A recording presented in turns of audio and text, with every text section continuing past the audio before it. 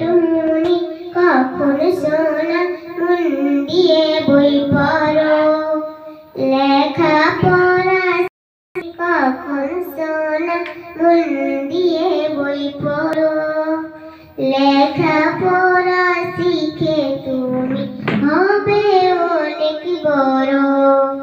ছোট মনি কখন সোনা মন দিয়ে বই পড়ো, লেখা পড়া শিখে তুমি হবে অনেক বড়। বিশ্বটাকে গড়তে হলে নিজকে আগে গড়ো, কোরআন হাদিস পড়ে তুমি আলোর পথে চলো।